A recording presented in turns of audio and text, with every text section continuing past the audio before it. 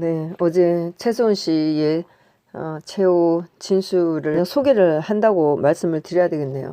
네, 그래서 김영철이가 김영철이가 처음 얘기하면서 이제 최소은 씨가 좀 그 기를 좀 죽이는 것 같은 그런 말로 시작을 했죠. 그래서 김영철이가 독일법을 잘 모르는 것 같다. 이렇게 이제 시작을 했고, 뭐, 유치원 관련도 얘기했는데, 그때 내가 뭐 그때 전설에 있었다. 이런 얘기를 했는데, 요것은 제가 김영철이가 무슨 말을 했는지 제가 잘 안 들어서, 무슨 말인지 모르겠네요. 하여튼 그런데 아마 이 동 관련 얘기를 한 것 같은데, 그 유치원 했을 때 그 초유치원은 처음에 전설로 들어갔었다. 이제 이렇게 얘기를 했어요. 그리고 이제 최재훈 씨가, 검찰이 최태원의 딸이다. 이게 저도 들으면서 그 재판에서 왜 이렇게 남한테 나쁜 인식을 주는 이런 말로 시작했는지 검찰이 굉장히 유치한 이런 짓을 했어요. 그래서 거기 시작해서 거기에 대해서 내가 최태원 아버지의 딸이라고 해서 여기 이 사건이 더 크게 된 것 같다. 이제 이렇게 얘기를 했어요. 그리고 검찰이 동행 명령을 거부했다고 해서 이제 그런 거 있는데 그러면서 태도가 불량하다 뭐 이런 식으로 얘기했었죠. 양형에 반영되는 그런 이유 중에 하나인데 동행 명령 거부했다는 거 그것은 검찰이 적극적으로 박태일팀과의 공모관계를 인정하려고 압력과 삼족을 멸한다고 해서 그 부당성으로 동행 명령을 불응한 적이 있었다. 이렇게 얘기했었고 그다음 타블렛 페이시도 원칙적으로 내 것이 아니다. 정호성과 따로 재판을 받으며 분리해서 그 실체가 드러나지 않았던 것이다.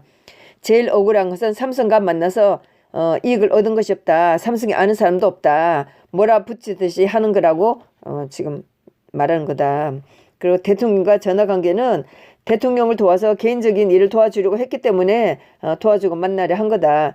요거는 이제 검찰이 하도 엉뚱한 황당한 얘기를 하니까 요거는 최순 씨가 진술서를 따로 써 가지고 왔는데 이 진술서 써가지고 온 거를 보고 말하기 전에 검찰이 한 태도를 보고 이렇게 얘기를 했던 거였어요. 그리고 이제 써가지고 온 것을 최후 진술을 읽겠다고 이렇게 했는데 제가 보니까 막 손이 떨리고 있더라고요. 그래서 그 떨리고 있는 것은 아마도 지금 전체적으로 이분이 건강 상태가 굉장히 안 좋기 때문에 아마 그래서 손이 떨고 있다는 생각이 들었었어요. 예, 그래서 이번이 국정농단의 마지막 진술 기회라고 생각하고 진술을 한다. 국정농단은 기획 조작된 가짜뉴스로 시작돼 업무로 꾸며졌다. 그런데도 여론에 뜨밀려 징역 20년이 선고가 됐다. 2016년 독일에서 들어와 포토라인에서 신발이 벗겨지고 목덜미를 잡혀 숨 넘어가는 위기감을 느꼈으나 누구도 보호해 주지 않았다. 그렇지만 진실을 밝히고자 들어왔었다.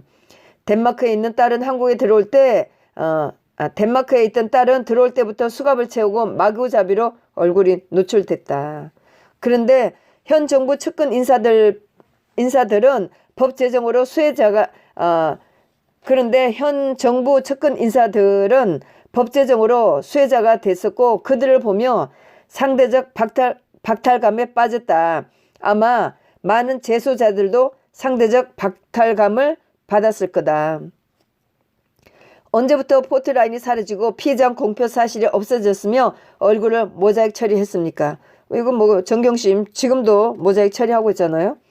역대 최초의 박 대통령이 수갑을 채우고 재판을 생중계한 현 정부가 측근만 보호하는 것 같은 그런 게 문제다. 뭐 지금 문재인 패거리들이 전부 다 지금 보호하고 있잖아요.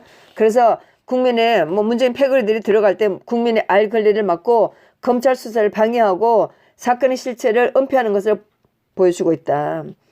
법은 만민에게 평등해야 하는데 조국과 그 가족을 현 정부가 이렇게까지 보호해야 하는 이유가 뭔지 모르겠다.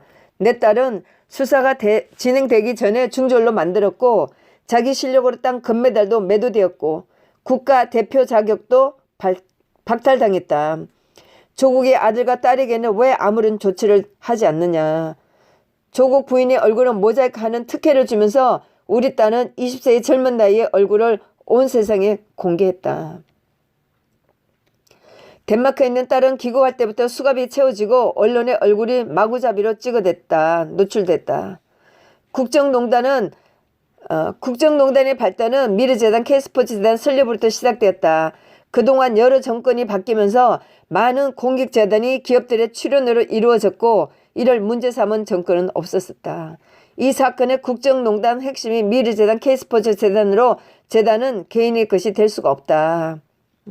그리고 안민석한테 아마 몇 달 됐는데 안민석을 명예훼손으로 고소를 했는데 이게 지금 진행이 안 되나 봐요. 그래서 안민석의 수백조억의 재산, 수백억대 페퍼 컴퍼니, 우리 딸의 국가대표 순위 조작 혐의, 가짜뉴스가 국민들의 공분을 사고 있고 안민석이가 이런 것을 해서 이런 것을 한 가짜뉴스가 국민들의 공분을 사고 있고 우리 집안은 풍지박산이 났다. 이런 가짜뉴스를 퍼뜨린 어느 하나도 진실로 나온 게 없다. 처벌받아야 마땅함에도 형사고발을 했음에도 진행이 안 되고 있나 봐요. 그래서 안민석에게 이런 안민석에 특혜를 주는 것이 아닌지 묻고 싶다. 저와 박 대통령 경제공동정보 몰아붙여서 경제공동체라는 사회주의에서는 존재할 발상을 내놓으면서 법정에서 나온 이런 분위기는 두고두고 역사의 오점으로 남을 것이다.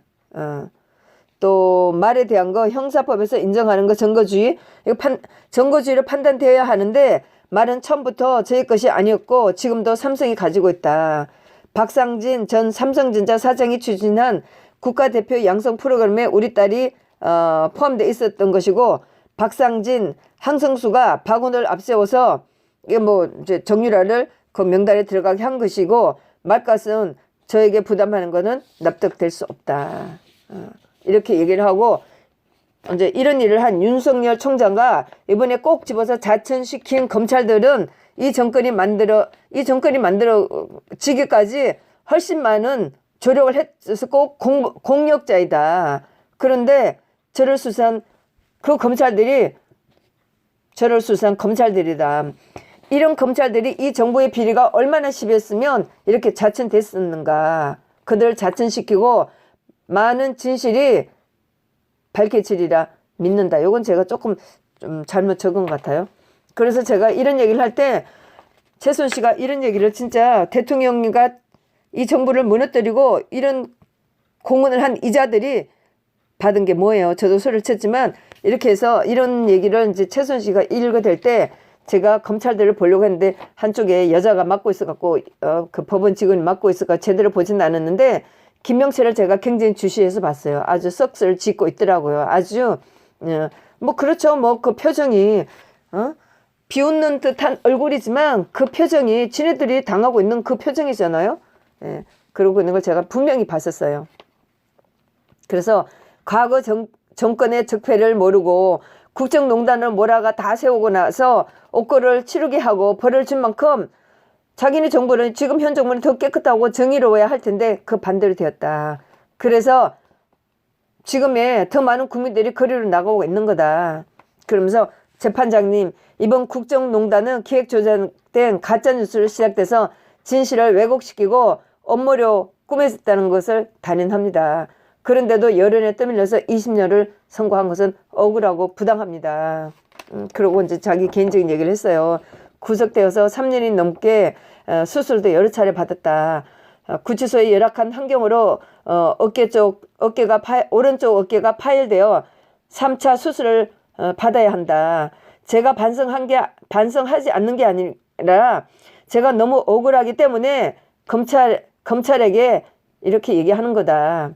남은 삶이 얼마인지 모르겠지만 손자에게 사랑을 주고 그리고 딸을 치유해 줄 수 있는 그런 시간을 부탁한다. 이런 얘기를 했어요. 정유라가 뭐 어린 나이에 여러 가지로 상처를 많이 받았죠. 엄마가 이렇게 되면서. 그리고 마지막으로 탄핵으로 인해 국민 여러분께 마음의 상처를 드린 죄를 용서해 주시기 바랍니다. 대한민국이 탄핵으로 갈등과 분열로 어려움이 더해졌고 이런 동안에 나라를 사랑하는 많은 애국자들께도 사죄를 드립니다.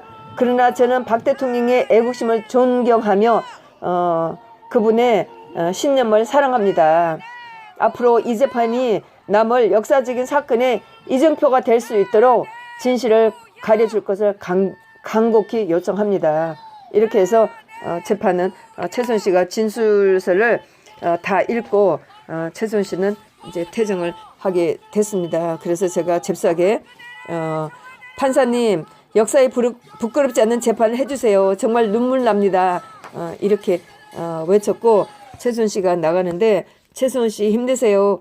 우리는 끝까지 진실을 밝혀야 합니다. 이렇게 해서 최수원 씨는 나갔습니다.